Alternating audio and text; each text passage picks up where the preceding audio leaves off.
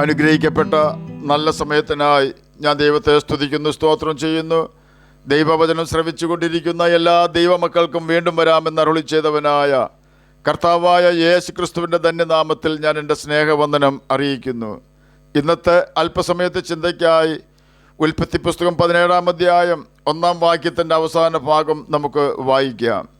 നീ എൻ്റെ മുമ്പാകെ നടന്ന് നിഷ്കളങ്കൻ ആയിരിക്കുക. അനുഗ്രഹിക്കപ്പെട്ട വേദഭാഗമാണ് നാം കേട്ടത്. ഈ വാക്യം NIV ഇംഗ്ലീഷ് ബൈബിളിൽ walk before me and be blameless എന്നാണ് രേഖപ്പെടുത്തിയിരിക്കുന്നത്. ഉൽപ്പത്തി പുസ്തകം 5-ാം അധ്യായം 22-ാം വാക്യത്തിൽ ഇപ്രകാരം രേഖപ്പെടുത്തിയിരിക്കുന്നു: ഹാനോക്ക് 300 വർഷം ദൈവത്തോടു കൂടെ നടന്നു. ആമോസിൻ്റെ പുസ്തകം 3-ാം അധ്യായം 3-ാം വാക്യത്തിൽ 2 പേർ തമ്മിൽ ഒത്തിട്ടില്ലാതെ ഒരുമിച്ച് നടക്കുമോ എന്ന് രേഖപ്പെടുത്തിയിരിക്കുന്നു.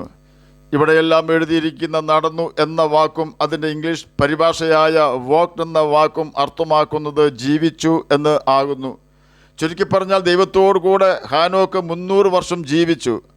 ഏതെങ്കിലും സ്ഥലത്ത് പോകുമ്പോൾ 2 പേർ ഒന്നിച്ചാണെങ്കിൽ ഏകദേശം അഭിപ്രായ രൂപീകരണം യാത്ര തുടങ്ങുന്നതിന് മുമ്പേ 2 പേരും എടുത്തിരിക്കും. അബ്രഹാമിനോട് ദൈവം പറയുകയാണ്, നീ എന്നോട് കൂടെ നടക്കണം, തന്നെയുമല്ല നിഷ്കളങ്കൻ ആയിരിക്കുകയും വേണം.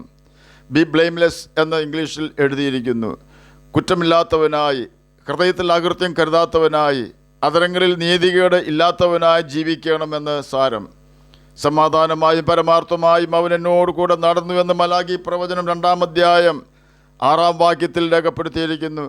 സെഖര്യാ പ്രവചനം 8-ാം അധ്യായം 17-ാം വാക്യത്തിൽ നിങ്ങളിൽ ആരും തൻ്റെ കൂട്ടുകാരൻ്റെ നേരെ ഹൃദയത്തിൽ ദോഷം നിരൂപിക്കരുത് എന്നും, സെഖര്യാ പ്രവചനം 8-ാം അധ്യായം 17-ാം വാക്യത്തിൻ്റെ അവസാന ഭാഗത്ത് ഇതെല്ലാം ഞാൻ വെറുക്കുന്നതല്ലോ എന്നും രേഖപ്പെടുത്തിയിരിക്കുന്നു.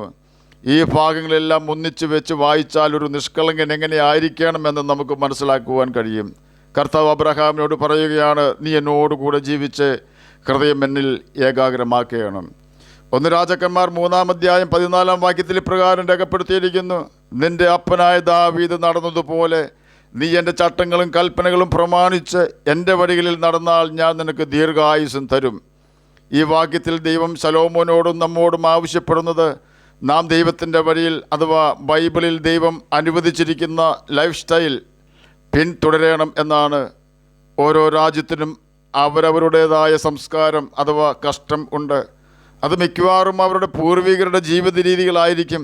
സാധാരണയായി കുട്ടികൾ ആദ്യം പിന്തുടരുന്നത് അവരുടെ മാതാപിതാക്കളുടെ ജീവിത രീതിയായിരിക്കും. മാതാപിതാക്കൾ ദൈവം അനുവദിച്ചിരിക്കുന്ന ജീവിത രീതി അനുസരിക്കുന്ന വ്യക്തികളാണെങ്കിൽ മക്കളും ആ വഴി തിരഞ്ഞെടുക്കും. എന്നാൽ അരുതാത്ത സ്നേഹിതന്മാരുമായി മക്കൾ കൂട്ടുകൂടുമ്പോൾ കൂട്ടുകാരുടെ ജീവിത രീതിയിലേക്ക് മക്കൾ മാറി എന്നിരിക്കും. അധ്യാപകർ മാന്യന്മാരാണെങ്കിൽ മിക്കവാറും വിദ്യാർത്ഥികളും അവരുടെ ടീച്ചേഴ്സിനെ അനുഗമിക്കുവാൻ ഇടയായിത്തീരും. ലേവ്യ പുസ്തകം 20-ാം അധ്യായം 23-ാം വാക്യത്തിൽ പ്രകാരം രേഖപ്പെടുത്തിയിരിക്കുന്നു: ഞാൻ നിങ്ങളുടെ മുമ്പിൽ നിന്നും നീക്കിക്കളയുന്ന ജാതികളുടെ ചട്ടങ്ങളെ അനുസരിച്ച് നടക്കരുത്. ഈ കാര്യങ്ങളൊക്കെയും ചെയ്തതുകൊണ്ട് അവർ എനിക്ക് അറപ്പായി തീർന്നു. ലേവ്യ പുസ്തകം 20-ാം അധ്യായം തുടക്കം മുതൽ വായിച്ചാൽ അനേക പാപങ്ങളെക്കുറിച്ച് അവിടെ രേഖപ്പെടുത്തിയിരിക്കുന്നത് കാണുവാൻ കഴിയും. ഈ വിധ പാപങ്ങൾ ചെയ്തിരുന്നവരായിരുന്നു കനാൻ ദേശത്തിലെ ജനങ്ങൾ. അവർ അപ്രകാരം അശുദ്ധ പാപങ്ങൾ ചെയ്തിരുന്നതിനാൽ ദൈവം പറയുകയാണ്, അവർ എനിക്ക് അറപ്പായി തീർന്നു എന്ന്. ദൈവം അബ്രഹാമിനോട് പറയുകയാണ്, നീ എൻ്റെ മുമ്പാകെ ഞാൻ ഇഷ്ടപ്പെടുന്ന ജീവിത രീതി തിരഞ്ഞെടുത്ത് കുറ്റമില്ലാത്തവനായി ജീവിക്കണം. ആവർത്തന പുസ്തകം 32-ാം അധ്യായം 17-ാം വാക്യത്തിൽ രേഖപ്പെടുത്തിയിരിക്കുന്നത് പോലെയും നിൻ്റെ പിതാക്കന്മാർ ജീവിച്ചിരുന്നത് പോലെയും വിഗ്രഹ ആരാധികളായോ ഭൂതങ്ങൾക്ക് ബലി കൊടുക്കുന്നവരായോ അബ്രഹാമേ നീ ജീവിക്കരുത്. നീ എൻ്റെ കൽപ്പനകൾ അനുസരിച്ച് പാപം ചെയ്യാതെ ജീവിക്കണം. അവർ ദുർഭൂതങ്ങൾക്ക്, ദൈവമല്ലാത്തവയ്ക്ക്, തങ്ങൾ അറിയാത്ത ദേവന്മാർക്ക് ബലി കഴിച്ചു എന്നാണ് ആവർത്തന പുസ്തകം 32-ാം അധ്യായം 17-ാം വാക്യത്തിൽ രേഖപ്പെടുത്തിയിരിക്കുന്നത്. സ്വഭാവത്താൽ ദൈവങ്ങൾ അല്ലാത്ത ദൈവങ്ങളാലും സകലവിധ മ്ലേച്ഛതകളാലും ഭൂമി നിറഞ്ഞിരിക്കുകയാണ്.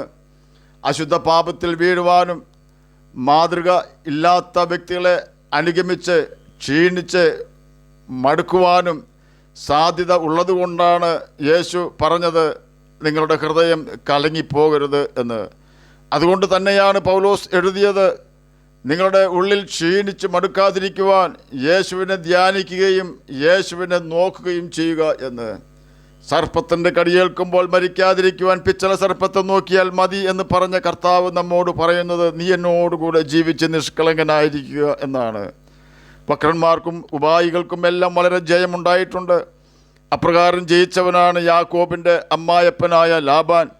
10 പ്രാവശ്യം യാക്കോബിൻ്റെ പ്രതിഫലം അടിച്ചു മാറ്റി, എങ്കിലും നേടിയില്ല. ഒറ്റയടിക്ക് 10 പ്രാവശ്യം അടിച്ചു മാറ്റിയ നന്മകൾ ദൈവം യാക്കോബിനെ മടക്കി കൊടുത്തു. ദൈവം അരുളി ചെയ്തത് മാത്രമേ യാക്കോബ് ചെയ്തുള്ളൂ. പലതിനെ ചൊല്ലി വിലപിച്ചും മനം കലങ്ങിയും ദൈവത്തിൽ നിന്നും അകന്നു പോകുവാനിട വരാതിരിക്കേണ്ടതിന് ദൈവത്തോടു കൂടെയാണ് നാം ജീവിക്കുന്നതെന്ന് ഉറപ്പ് വരുത്തുക. ദൈവം തൻ്റെ വചനത്തിൽ രേഖപ്പെടുത്തിയിരിക്കുന്ന അനുസരണത്തിൻ്റെ പാതയിൽ തന്നെയാണോ നാം എന്ന് എപ്പോഴും ഉറപ്പ് വരുത്തി ജീവിക്കണം. ഹൃദയത്തിൽ മുഷിച്ചലോ അകൃത്യമോ ഉണ്ടോ എന്ന് നോക്കി ശാശ്വത മാർഗത്തിൽ നടത്തുവാൻ കർത്താവിനോട് അപേക്ഷിക്കണം. അബ്രഹാമിന് ദൈവം കൊടുക്കുന്ന വാക്തത്വമാണ് നിൻ്റെ പേർ വലുതാക്കും എന്ന്. തന്നെയുമല്ല, നിന്നെ ഞാൻ വർദ്ധിപ്പിക്കും എന്നതും നീ ബഹുജാതികൾക്ക് പിതാവാകും എന്നതും ദൈവത്തിൻ്റെ വാഗ്ദാനമാണ്. അനുസരിക്കുവാൻ നിയമം തരികയും അനുസരിക്കുന്നവരെ അനുഗ്രഹിക്കുകയും ചെയ്യുന്നവനാണ് കർത്താവായ യേശു ക്രിസ്തു. കൊറോണ ഉണ്ടായിരുന്ന കാലത്ത് ജനമെല്ലാം വായും മൂക്കും മാസ്ക് കൊണ്ട് മറച്ച് നടന്നിരുന്നതിന് കാരണം അനേക മരണം മുന്നിൽ കണ്ടതുകൊണ്ടായിരുന്നു. നരകത്തിലേക്ക് വീണുകൊണ്ടിരിക്കുന്ന പാപികളെ കാണുവാൻ മനുഷ്യർക്ക് കഴിഞ്ഞിരുന്നെങ്കിൽ പാപം ചെയ്യുവാൻ മനുഷ്യർക്ക് ഭയമുണ്ടാകുമായിരുന്നു.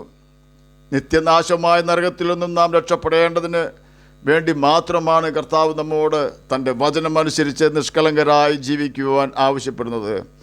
അല്ല എങ്കിൽ നാം സാത്താൻ്റെ ദൂതന്മാരും സാത്താൻ്റെ പുത്രന്മാരുമായി തീരുകയും നിത്യനരകത്തിൽ വീഴുകയും ചെയ്യും. ആകയാൽ ഈ പുതിയ ദിവസം കർത്താവ് ദാനം തന്നതാണെന്നും അവൻ ഈ ദിവസം തന്നില്ലായിരുന്നുവെങ്കിൽ നാം ഇവിടം വിട്ട് പോകേണ്ടി വരുമായിരുന്നു എന്നും ഓർത്ത് കർത്താവിന് മഹത്വം കൊടുത്ത് നല്ല മകനും മകളും ആയി നമുക്ക് ജീവിക്കാം.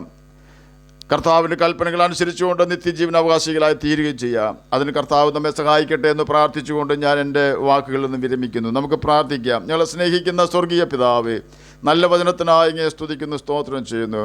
അങ്ങയുടെ സന്നിധിയിൽ അങ്ങയുടെ വചനം പ്രമാണിച്ച് നിഷ്കളങ്കരായിട്ട് ജീവിക്കുവാൻ അടിയനെ കേൾക്കുന്ന അങ്ങയുടെ കുഞ്ഞുങ്ങളെ സഹായിക്കണമേ. അങ്ങയുടെ വചനം വായിക്കുവാനും ഗ്രഹിക്കുവാനും അതിന് പ്രകാരം ജീവിക്കുവാനും ഞങ്ങളെ സഹായിക്കണമേ. രോഗത്താൽ ഭാരപ്പെടുന്നവർക്ക് രോഗസൗഖ്യം കൊടുക്കണമേ. സമാധാനമില്ലാത്തവർക്ക് സമാധാനം കൊടുക്കണമേ. നിത്യതയെക്കുറിച്ചുള്ള ഒരു കാഴ്ചപ്പാട് ഞങ്ങൾക്ക് എല്ലാവർക്കും തന്ന് സഹായിക്കണമേ. പഠിക്കുന്ന കുഞ്ഞുങ്ങൾക്ക് പഠിക്കുവാനുള്ള ബുദ്ധിയും ജ്ഞാനവും ഓർമ്മശക്തിയും കൊടുക്കണമേ. പ്രാർത്ഥന കേട്ടതിനായി സ്തോത്രം. യേശുവിൻ്റെ നാമത്തിൽ തന്നെ ആമേൻ. കർത്താവ് എല്ലാവരെയും അനുഗ്രഹിക്കട്ടെ. സ്തോത്രം.